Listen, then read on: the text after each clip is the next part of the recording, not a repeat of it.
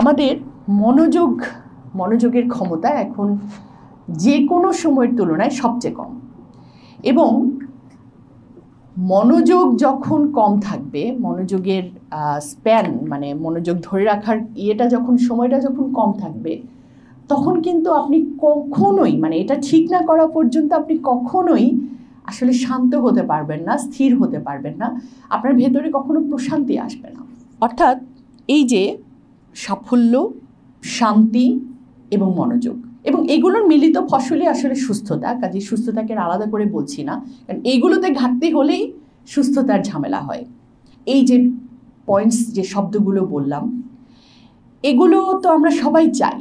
আমরাও আসলে কোনো না কোনো ছদ্মাবরণে এই চাওয়াগুলোর জন্যই এসছি, কিন্তু এটা পাওয়ার তো একটা প্রক্রিয়া আছে, তাই না? মানে এটা কি এমনি এমনি আসবে? এমনি এমনি কিন্তু আসবে না, এটা আসার একটা প্রক্রিয়া লাগবে। অনেক সময় হয় যে আশপাশে কিছু মানুষকে হয়তো অনেক সময় দেখি যে তারা চায় কিন্তু চাওয়ার প্রক্রিয়াতে ঢুকছে না।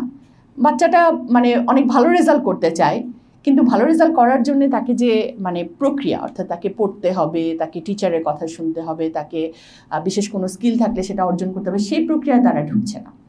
এবং এই প্রক্রিয়া, এটা নিয়ে খুব মজার একটা গল্প আছে, এটা প্রাচীন গল্প, যে একবার বন্যা হয়েছে, একটা এলাকা পুরো বন্যায় তলিয়ে যাচ্ছে, আস্তে আস্তে পানি বাড়ছে, এবং এক লোক, সে নিজেকে খুব আল্লাহ বিশ্বাসী বলে দাবি করে, এবং তার কথা হলো যে সে আল্লাহর কাছে খুব গভীর বিশ্বাস নিয়ে যদি কিছু চায় তাহলে সে পেয়ে যাবে।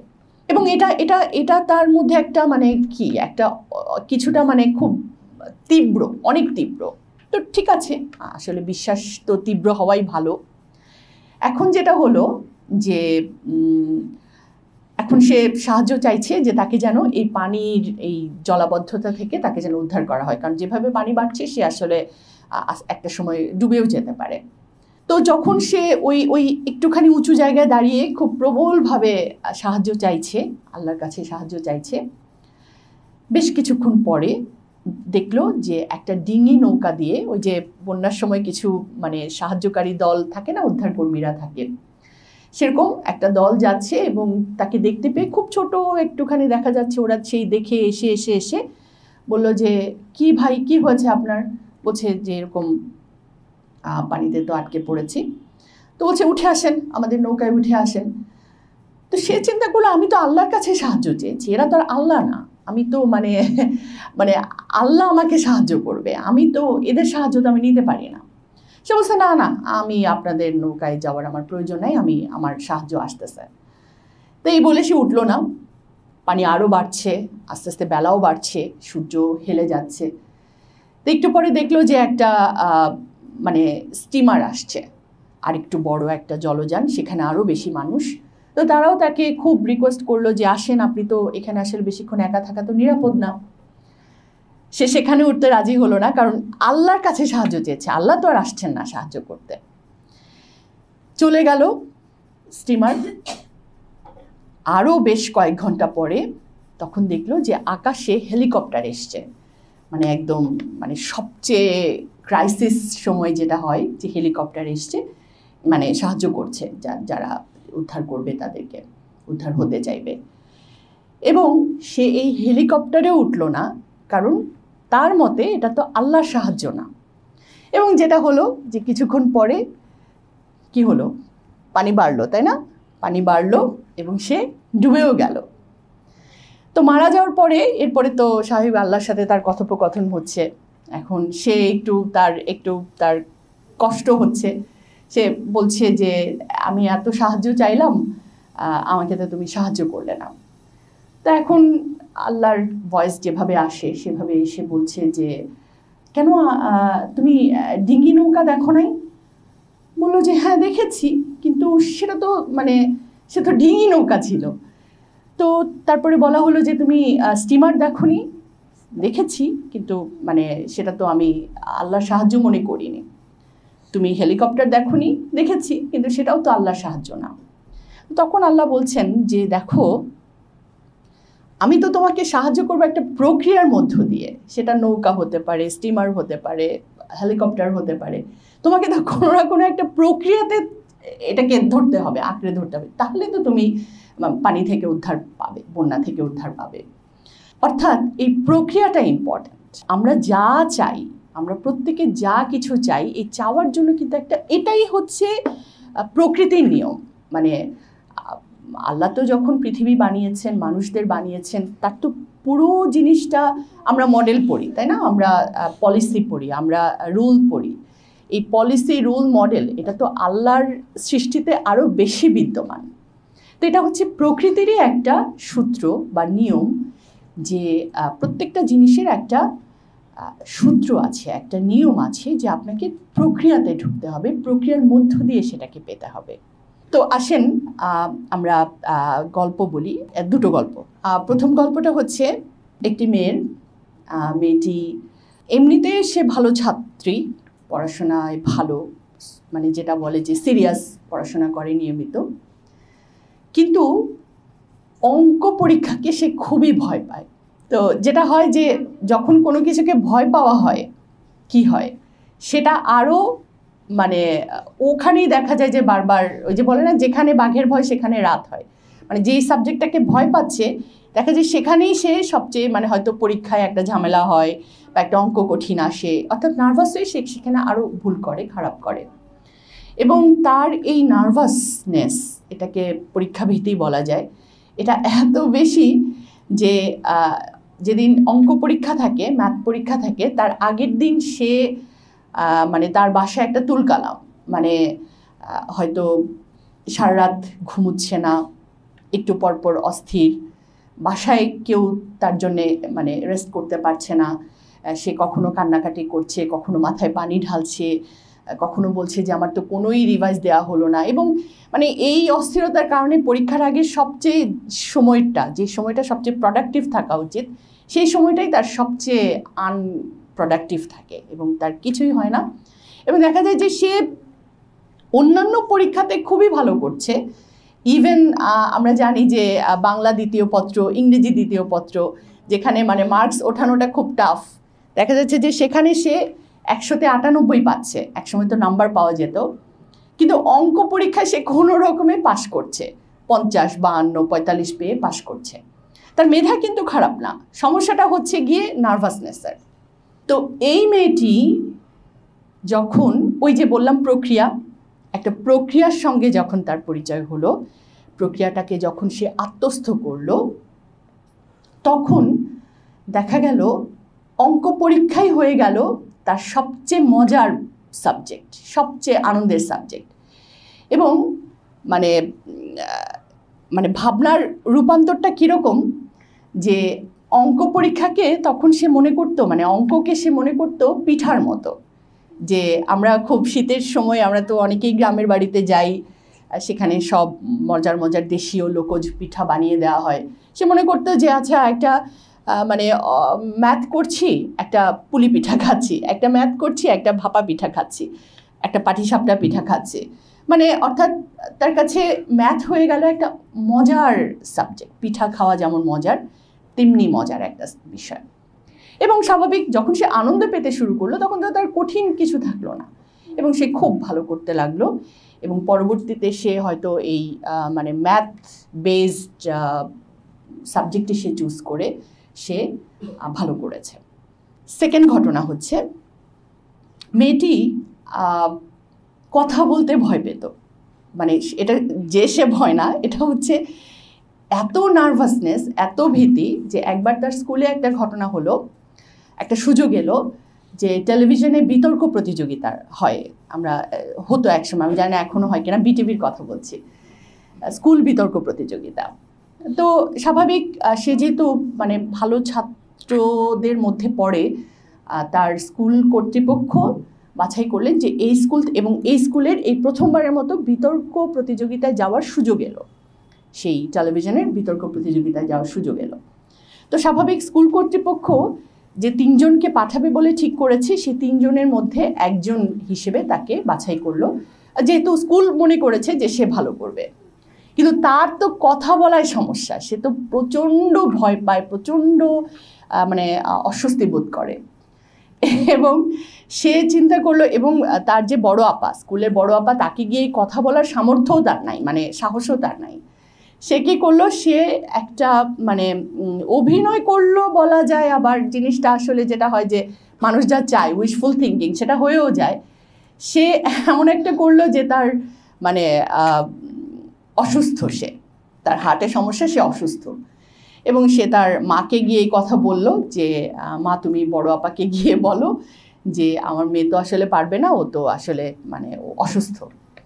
এবং স্বাভাবিক এভাবে যখন গার্জিয়ান গিয়ে বলে এসছে তখন তো আর স্কুল, এটা তার মানে কম্পালসারি কিছু না, তাকে অব্যাহতি দেওয়া হলো। বাট সেই মেয়েটি একসময় মানে সেটা তো সেই সময় যে তার বয়স খুব বেশি তাও না, মাত্র 21 ইয়ার, 21 বছর বয়স।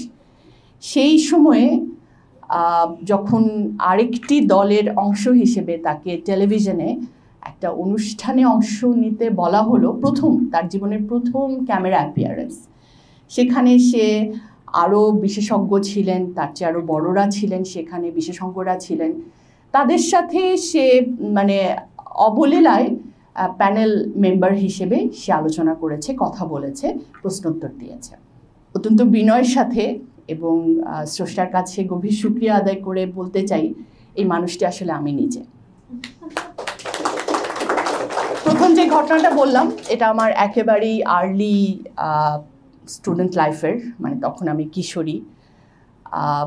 বিতর্ক প্রতিযোগিতার ঘটনাটাও আমার কিশোর বয়সের। আর রূপান্তরের যে গল্পটা বললাম এটা তখন যখন আমি ইউনিভার্সিটি ফার্স্ট ইয়ারে পড়ি। আমার আসলে আপনারা যেটা কোয়ান্টাম মেথড কোর্স বলেন, এই কোর্সটির সাথে পরিচয় একটু বেশি বয়সী পরিচয়, সেটা হচ্ছে তখন আমি ঢাকা বিশ্ববিদ্যালয়ে ফার্স্ট ইয়ারে পড়ছি। কিছুই না আসলে মানে ঢাকা বিশ্ববিদ্যালয়ে যখন জয়েন করলাম, হঠাৎ করে একটা ছোট পরিমণ্ডল থেকে বড় পরিমণ্ডল, প্রচুর নতুন মানুষ, এবং আমি আমার সবসময় নিজেকে একটু ইন্ট্রোভার্টেড মানুষই মনে হতো। এই সব কিছুর মধ্যে আসলে একটু অস্থির হয়ে পড়েছিলাম, একটু ডিপ্রেসড হয়ে পড়েছিলাম, এবং হঠাৎ করে যখন দেখলাম মানে কিছুটা একা, আসলে বেশ কষ্টকর ছিল জিনিসটা, সময়টা। তা একদিন মনে আছে আসলে তেমন কিছু ভাবনাও কাজ করছিল না, একটু ভাবলেশীন হয়ে গেছিলাম। ঢাকা বিশ্ববিদ্যালয়ের রোকেয়া হল তো আপনারা জানেন, তো রোকেয়া হলের গেট দিয়ে বেরিয়ে, ওটা একটা ছুটির দিন ছিল, হাঁটতে হাঁটতে হাঁটতে হাঁটতে কখন যে নিউ মার্কেটের বইয়ের দোকানে গিয়ে উপস্থিত হয়েছে আমার নিজেরই খেয়াল নাই। তো বই দেখছি, কিছু ফিকশনের বই দেখছি, নন ফিকশনের বই দেখছি। তো নন ফিকশনের বই যেই আলমারিটাতে, আগে তো নিউ মার্কেটের দোকানগুলোতে এখনও যায় বোধ হয়, নিজেরাই বই দেখা যায় ঘেটে ঘেটে। হঠাৎ করে দেখি একটা বই, নীল রঙের কাভার পেজ, কোয়ান্টাম মেথড। তো খোলার পরে দেখলাম একটা মস্তিষ্কের ছবি, আবার সেটা একটু ডিফিউজ হয়ে যাচ্ছে, কয়েকটা ছবি, একটু অন্যরকম লাগলো আর কি প্রচ্ছদটাকে।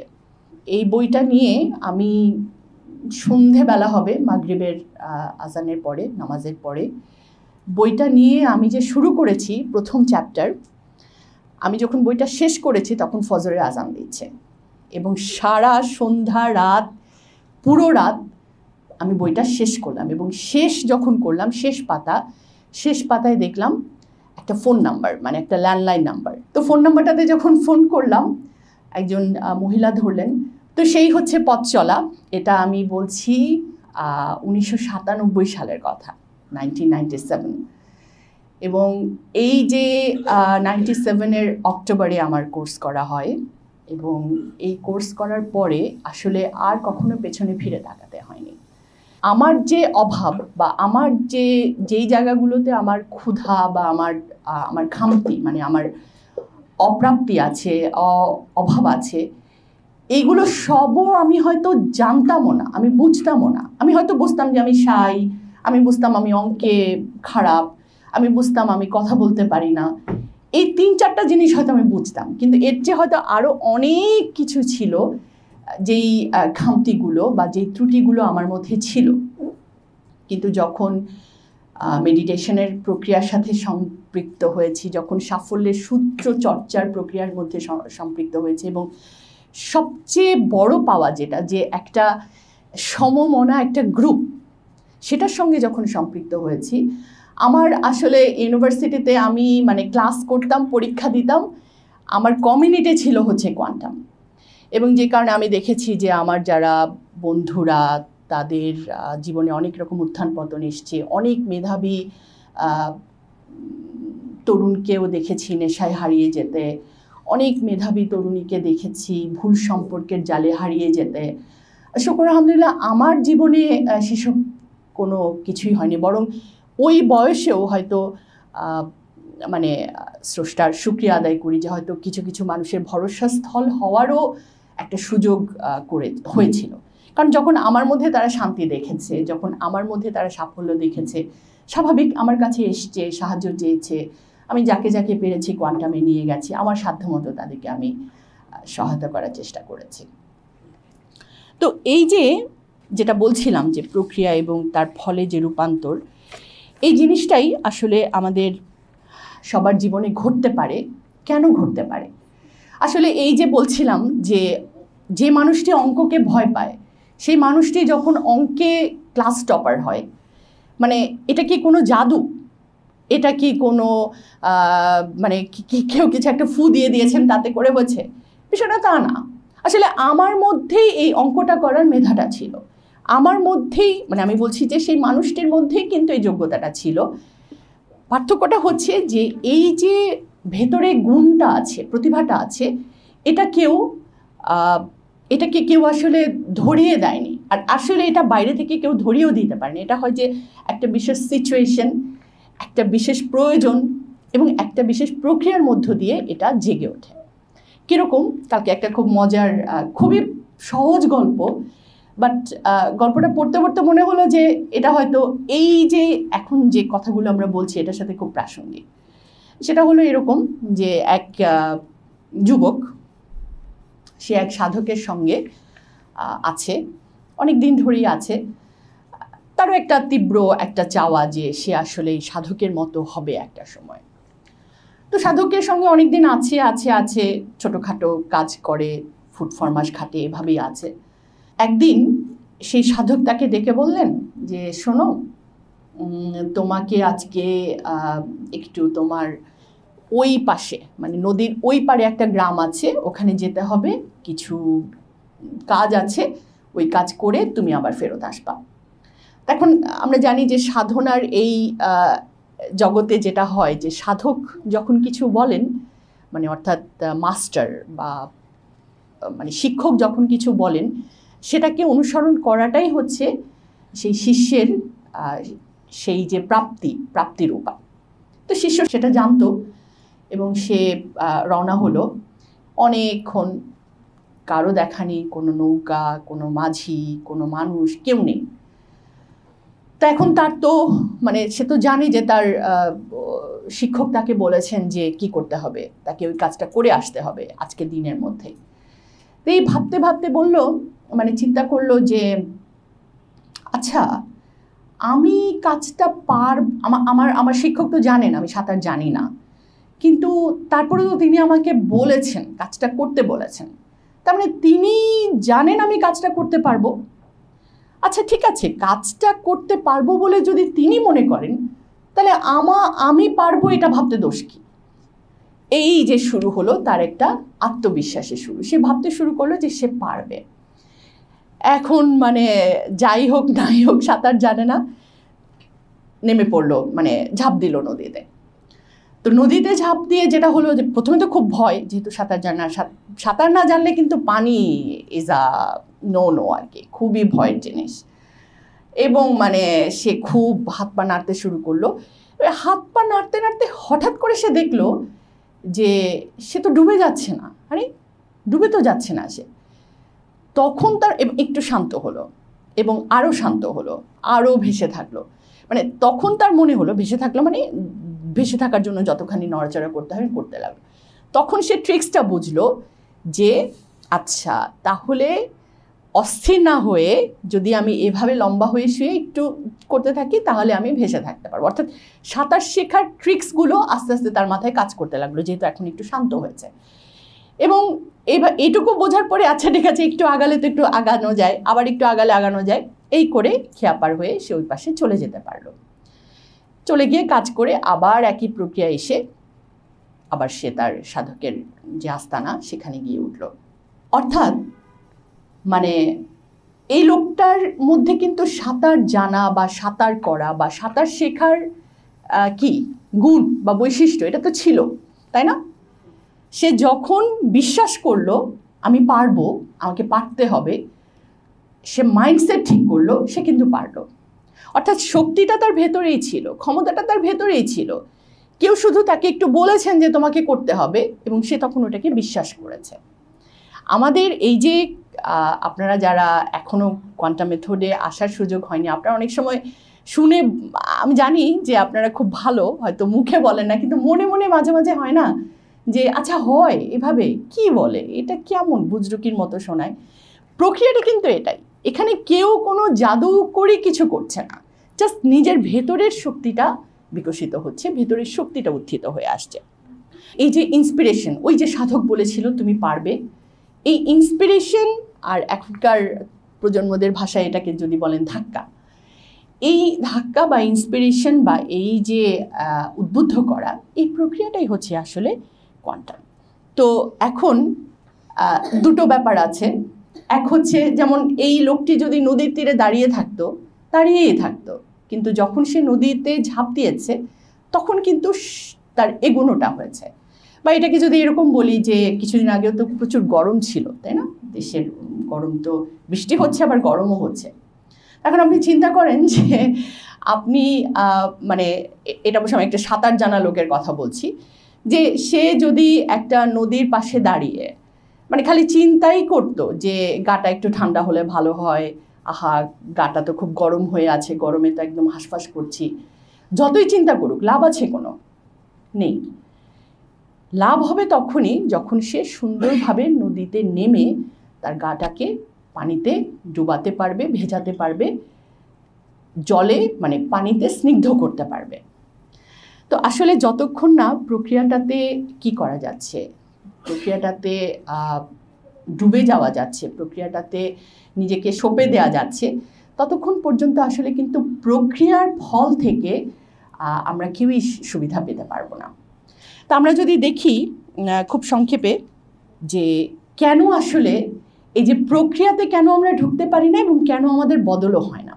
এক নাম্বার কারণ ইগো, অর্থাৎ মানে আমি তো সবই জানি, আবার এইখানে যাওয়ার কি দরকার।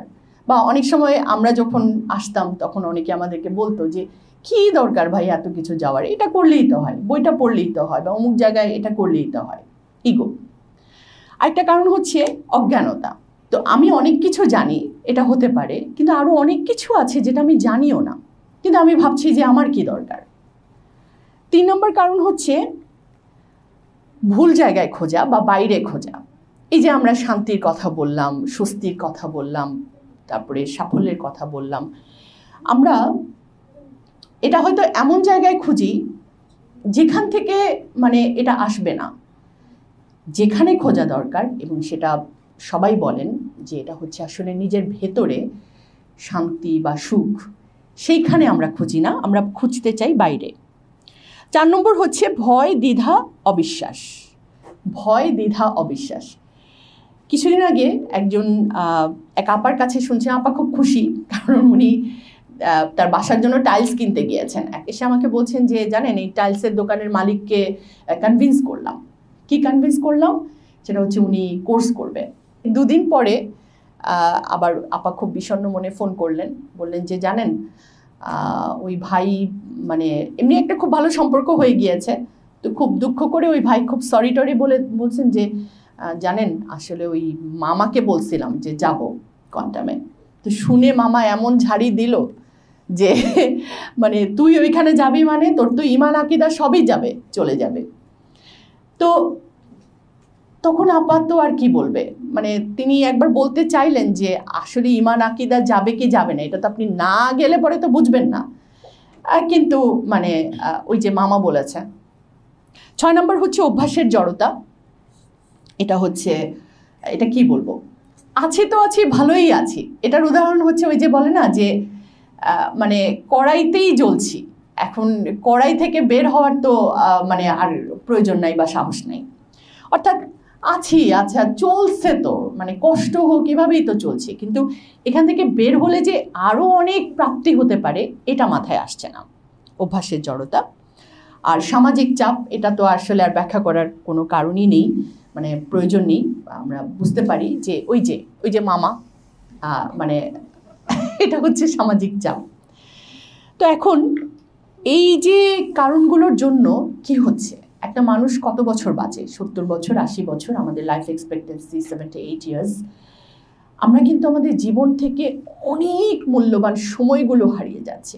মানে আমার সবসময় আফসোস হয় যে আমি কেন মেডিটেশনটা এত পরে গিয়ে শিখলাম। আমি যদি আরও আগে শিখতে পারতাম আমার জীবনে আরও ভ্যালু অ্যাড হতো। তো সময়টা ইম্পর্ট্যান্ট, এই জন্য আসলে যত দ্রুত আমরা এই কারণগুলোকে নিজেদের জীবন থেকে বাদ দিতে পারবো বা কারণগুলোকে ওভারকাম করতে পারবো, ততই আসলে আমাদের মঙ্গল। সব শেষে যেটা আমরা বলছিলাম যে আমরা আসলে আমাদের মানে সবচেয়ে ইম্পর্টেন্ট যে জিনিসটা সেটা হচ্ছে একটা দলের সাথে থাকা, একটা গুড কম্পেনিয়নে থাকা। এবং আপনি দেখেন এক এক করে, সেটা যে কোনো মানদণ্ডে আপনি সফল মানুষকে দেখেন, আপনি বিল গেটসকে দেখেন।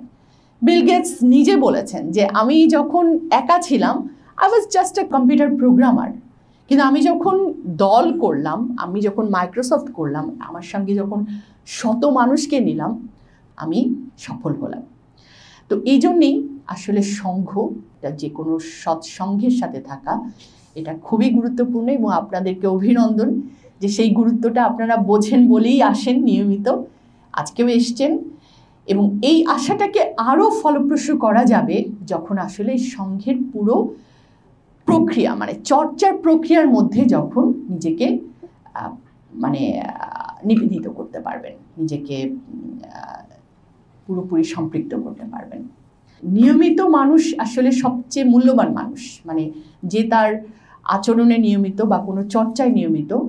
মানে এটা বলা হয় যে মিডিওকোর আর খুব ঝাঁ চকচকে ট্যালেন্টেড, এই দুজনের মধ্যে এগিয়ে থাকবে কিন্তু মিডিওকোর, কারণ মিডিওকোরের জীবনে ডিসিপ্লিন আছে, নিয়মিত ব্যাপারটা আছে।